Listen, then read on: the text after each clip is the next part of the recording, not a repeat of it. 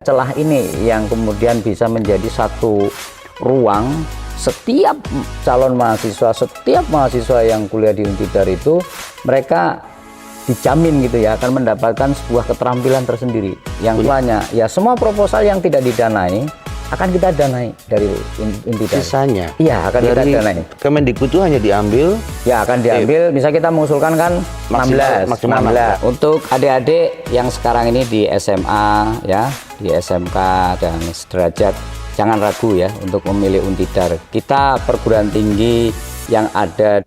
Kawan Untidar, ketemu lagi di Sarang Untidar, santai bareng Untidar.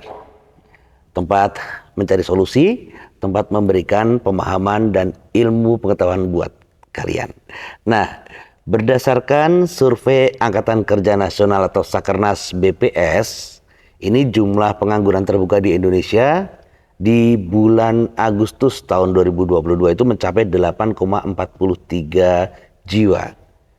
Nah, yang menarik adalah sekitar 12 hingga 14% itu pengangguran didapat dari lulusan universitas atau akademi dan diploma. Ini sangat memprihatinkan sekali.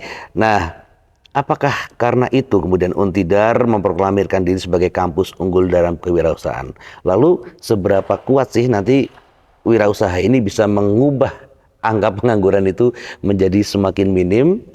Kali ini kita sudah kedatangan narasumber yang mumpuni saya pikir di bidangnya. Beliau adalah Profesor Dr. Parmin, Sarjana Pendidikan, Magister Pendidikan, Wakil Rektor Bidang Kemahasiswaan dan Alumni Universitas Tidar. Selamat datang, Prof. Siap, terima kasih. Selamat datang. Sehat ya, Prof ya? Alhamdulillah, sehat. Ya, oke Prof.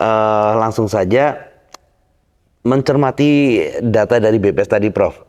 Kira-kira penyebab dari pengangguran ini apa sih sebenarnya? Ya, baik, terima kasih.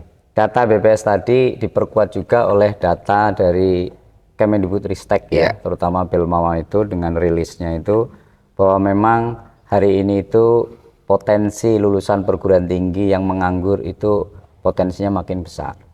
Ya, ada beberapa fakta ya yang menunjukkan penegasan pernyataan itu.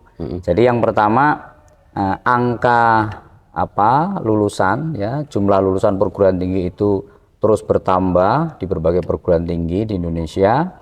Ya, sementara angka untuk kemudian lapangan pekerjaan itu jumlahnya relatif bertambah tapi tidak sebanyak penambahan yang linear dengan jumlah lulusan. Ya, sehingga kemudian yang terjadi ketika para lulusan kita itu mindset yang ada itu mencari pekerjaan sudah barang pas, tentu ini ya, ini akan kemudian betul data BPS dan data dari Kemendikbud tadi bahwa potensi pengangguran lulusan perguruan tinggi akan terus membesar ya, akan terus meningkat ya. Karena apa? Ya kalau ketika mindsetnya ingin mencari pekerjaan ya, jadi sementara pekerjaan gitu ya menjadi karyawan gitu ya. Sementara di luar sana itu jumlah lapangan pekerjaan itu terbatas. Ya. Kita miris lah kalau ada lulusan dari perguruan tinggi yang kemudian mereka begitu lulus hari pertama langsung sibuk nulis lamaran pekerjaan, dikirim sana dikirim sini begitu kan. Atau nunggu lowongan PNS ya. Ya itu sebagian besar ya menunggu lowongan menjadi pegawai negeri. Ya betul. Ya. Jadi kira-kira itu yang menjadi penyebabnya kira-kira. Iya betul. Terus kemudian kalau konteks unggul dalam kewirausahaan di Untidar ini, Prof, ini dijawantahkan seperti apa sih? Ya betul. Jadi kita di Untidar ini punya satu tanggung jawab moral yang sangat besar. Ya. Bagaimana kemudian mahasiswa kita peminatnya yang berbondong-bondong masuk ke sini sangat besar. Lalu kemudian setelah mereka selesai studi, ya mereka lulus, kita punya tanggung jawab yang besar untuk kemudian bisa memastikan mereka itu survive di masyarakat. Ya. Inilah PR besar kita saat ini. Ya oleh karena itu Untidar ini punya satu visi yang luar biasa ya, karena ingin mencetak ya lulusan kita itu punya keunggulan di bidang kewirausahaan ya berbasis kearifan lokal, potensi lokal itu. Nah, ini yang kemudian pintu dan celah ini yang kemudian bisa menjadi satu ruang setiap calon mahasiswa, setiap mahasiswa yang kuliah di Untidar itu mereka dijamin gitu ya akan mendapatkan sebuah keterampilan tersendiri yang tidak dimiliki ya dari perguruan tinggi lain ya. Itu yang kita gagas ya. Jadi bagaimana kita eksekusi visi besar ini untuk menjadi betul-betul terwujud nantinya gitu.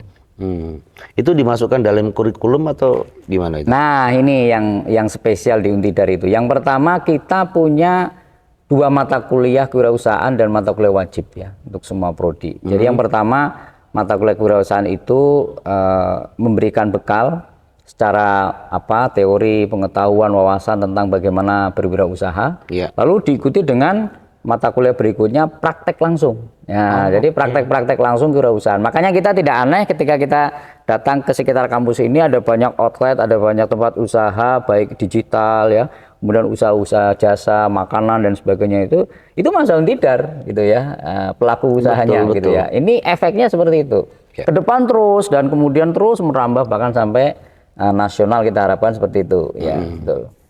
Terus kemudian kalau tadi kan ada mata kuliah, terus kemudian ada nggak sih stimulus lain gitu dari kampus untuk mahasiswa yang memang ingin berwirausaha serius gitu, Bro? Iya, betul. Ya, ada data yang mengejutkan di awal-awal bulan ini ya. Jadi yang pertama ketika Kemendikbud itu menawarkan bantuan pembiayaan kewirausahaan lewat program P2MW itu, saya sendiri terkejut. Ternyata antusiasme Mahasiswa Untidar itu luar biasa. Yang kita prediksi itu proposal 20 atau 30 lah maksimal gitu ya. Tapi ternyata proposalnya itu lebih dari 60, luar biasa. 2 kali lipat. 2 kali lipat, dan itu melibatkan puluhan banyak sekali ya, bahkan ratusan. Itu kelompok padahal ya? Iya, kelompok padahal. Satu itu. Yang kedua, nah nanti kita seperti apa formulanya? Ya semua proposal yang tidak didanai akan kita danai dari Untidar. Sisanya? Iya, akan dari kita danai. Kemendikbud itu hanya diambil? Ya, akan diambil. Bisa kita mengusulkan kan maksimal 16. Katakanlah misalnya 16 yang didanai, kan berarti masih ada cukup banyak yang sisa 44 belum ya didanai ya. Nah, ini akan kita beri pendanaan khusus. Ya, karena apa? Karena ide-ide kreatif mereka itu sangat bagus ya, harus kita beri stimulus penganggaran untuk kemudian menjadikan mereka bisa mengeksekusi ide-ide cerdas mereka dalam berwirausaha itu. Nah, selain itu kita di Untidar juga punya unit yang sangat-sangat concern mengawal inkubator bisnis ya. Misalnya UPA PKW yang kita miliki itu ya, ini dengan konsep inkubator bisnisnya, pendampingan yang dilakukan sehingga ada banyak expo, ada banyak kegiatan-kegiatan yang selama ini dilakukan. Dan satu lagi yang memang sedang kita lakukan saat ini adalah menjalin kerjasama dengan alumni. Nah, alumni Untidar, Ganidar ini ya, Ganidar ini sebagai sebuah organisasi alumni di Untidar ini. Sekarang kita sudah sepakat dengan alumni yang memang punya bisnis dan kewirausahaan sukses, kita akan jadikan best practice ya. Lalu kemudian kita akan tidak hanya kita hadirkan di dalam kegiatan-kegiatan kemahasiswaan kita, tapi akan siap dengan paket-paket pendampingan. Ya, pendampingan. Jadi ada usaha-usaha sejenis yang dilakukan oleh para mahasiswa kita, mereka akan melakukan pendampingan itu. Bahkan ada beberapa yang siap mengucurkan modal usahanya. Saya kira ini bagus sekali. Iya, betul sekali. Istimewa ya. Istimewa, betul. Ini sepertinya kampus lain nggak ada loh yang kayak ya. Inilah keunggulan kita. Ya, inilah keunggulan kita yang harus terus kita kembangkan. Oh iya dong. Alumni kan juga harus berperan juga di sini kan. Betul, betul sekali. Oke. Terus kemudian kalau ini Prof, jenis usaha apa sih yang disarankan oleh kampus itu untuk mahasiswa? Apa harus sesuai dengan prodinya atau jurusannya atau tergantung minat? Iya, betul. Secara konsep sebenarnya kita berharap kewirausahaan mahasiswa Untidar itu itu dibekali dengan keilmuan. Ya, jadi misalnya mereka yang dari FKIP, jenis-jenis usaha kewirausahaan seperti apa, misalnya tentang bimbingan belajar ya, tentang berbagai program animasi yang dikemas untuk kegiatan-kegiatan pembelajaran di masyarakat ya. Nanti yang kemudian dari Fakultas Teknik ada hubungannya dengan keilmuan teknik dan seterusnya. Ini yang kita harapkan. Tetapi faktanya memang di masyarakat itu ya tidak selamanya bidang keilmuan itu menjadikan bidang usaha yang dia sukai gitu ya. Saya kira nggak ada masalah ya. Kemudian mereka dari ilmu A kemudian jiwa dan usahanya di bidang ilmu B ya dan sebagainya, nggak masalah. Yang penting begini ya, bahwa keilmuan yang mereka miliki itu dengan misalnya 2 mata kuliah kewirausahaan ya, mereka juga belajar tentang bagaimana komunikasi, mereka belajar tentang digitalisasi. Ini satu paket sebenarnya. Ya. Ya, satu paket untuk kemudian mengantarkan mereka ke bidang-bidang usaha. Sekarang ini yang kita dorong satu ya, misalnya jenis-jenis usaha yang digital. Ya, sekarang ini sangat penting. Jadi kita menyiapkan teman-teman kemudian dari dunia digital, komunitas-komunitas itu mendampingi mahasiswa kita, termasuk juga bidang jasa ya, bidang rekayasa dan seterusnya. Termasuk juga ya bidang makanan juga gitu ya, menjadi garapan kita untuk bisnis-bisnis usaha yang dilakukan oleh adik-adik kita. Kuliner tuh abadi. Oh iya betul sekali. Iya, ini kita kan subur-subur gini kan efek dari banyaknya usaha kuliner itu ya. Nah, Ini. betul sekali. Oke. Menarik ya, menarik banget ini Prof. Terus kemudian ini nih, kemarin ada juga beberapa mahasiswa yang curcol ke saya juga. Mas, saya tuh pengen wirausaha, tapi kok saya khawatir ganggu kuliah saya gitu. Punya kiat nggak Prof, kira-kira Prof? Iya betul, makanya sekarang ini kan kita punya kebijakan baru sekarang ya. Yeah. Satu, ya adik-adik mahasiswa yang punya keinginan kuat seperti ini ya, berwirausaha, kita tampung sekarang di unit-unit kegiatan mahasiswa baru. Jadi kita mendirikan unit kegiatan mahasiswa kewirausahaan di tingkat universitas. Kita juga dirikan UKM kewirausahaan di tingkat fakultas-fakultas. Ya, ini sudah proses ya. Yeah. Lalu kemudian dari mereka ini ya nanti kita akan kemudian melakukan paket-paket kegiatan lanjutan. Satu misalnya mulai dari adanya deklarasi mahasiswa Untidar berani berwirausaha. Lalu kemudian kita akan segera nih dalam waktu dekat kita akan panggil semua mahasiswa kita yang berwirausaha, kita kepung kampus ini dengan stand-stand kewirausahaan ya. Kita akan lakukan expo gitu ya. Besar-besaran, sekaligus expo itu kemasannya kompetisi expo kewirausahaan mahasiswa nasional kemasan kita ya. Kita nanti akan coba kerjasama dengan pihak kementerian, dan juga sekaligus ya, di hari itu kita ingin menunjukkan lah ya kepada masyarakat, terutama secara nasional ya, bahwa memang Untidar ini luar biasa konsen di dalam menggarap paket kebijakan mahasiswa berwirausaha. Berani berwirausaha. Berani berwirausaha. Kita menggunakan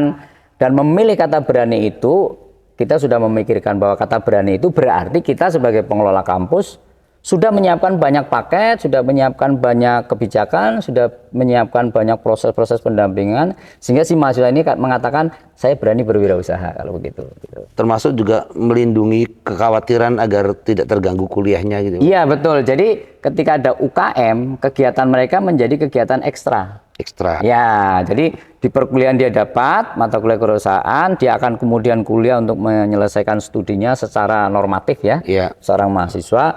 Tapi di sela-sela kegiatan perkuliahan, terutama di waktu-waktu sore ya, kemudian mereka bisa bergabung di kegiatan-kegiatan UKM kewirausahaan itu, dan disitulah banyak komunitas-komunitas yang akan kita bentuk gitu ya, untuk menciptakan suasana ini yang sehingga lebih meriah lagi nanti. Iya, banyak ya bonusnya kuliah di Untidar ya. Iya, banyak sekali. Iya. Betul. Yang lulusan dulu sayang banget. Ya, balik lagi. Daftar lagi. Iya, tapi ini menarik kan ya nanti buat calon mahasiswa baru. Jadi buat yang ada di luar sana jangan khawatir deh.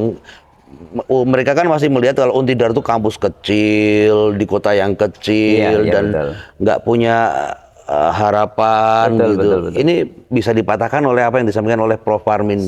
Mungkin terakhir nih Prof, ajakan dong buat calon mahasiswa kita gitu Prof. Ya baik, untuk adik-adik yang sekarang ini di SMA ya, di SMK dan sederajat, jangan ragu ya untuk memilih Untidar. Kita perguruan tinggi yang ada di Tidar ini ya, yang ada di Magelang, satu, kondisi kita sangat damai ya, sangat tenang ya, karena kita ada di poros di mana di sini ada kekuatan TNI yang sangat besar. Ini modal penting ya dalam kita berprestasi. Yang kedua, Untidar itu mengambil jalan khusus ya untuk menyiapkan lulusannya itu berani berwirausaha ya, dan kita siapkan paket-paket kebijakan, siapkan stimulus, bahkan modal-modal ya untuk pendanaan untuk adik-adik semuanya. Ya, dan nanti adik-adik bisa mengembangkan jiwa entrepreneurship ini sesuai dengan bidang bakat dan minatnya ya. Dan yakinlah bahwa adik-adik semuanya kalau memilih Untidar, adik-adik akan mendapatkan sesuatu yang sulit ditemukan di tempat lain. Iya, ada diferensiasinya. Iya, betul kan sekali. gitu ya. Betul. Oke, thank you banget Prof. Ini Siap. obrolan yang menarik banget, tapi sayang kita dibatasi oleh waktu. Ya, Mungkin oke, lain kali makasih. kita ada Siap. seri kedua. Seri kedua bersama kita jalan-jalan. Prof Parmin. Ya, jalan-jalan ke stan-stan adik-adik. Oke, Biasa, siap. ya. Thank you banget. Dan kawan Untidar, demikian tadi podcast Sarang Untidar untuk edisi kali ini. Kita akan ketemu lagi di Sarang Untidar berikutnya dengan tema-tema yang lebih beragam. Sekali lagi, terus pantau podcast Untidar. Bye. Bye, mantap.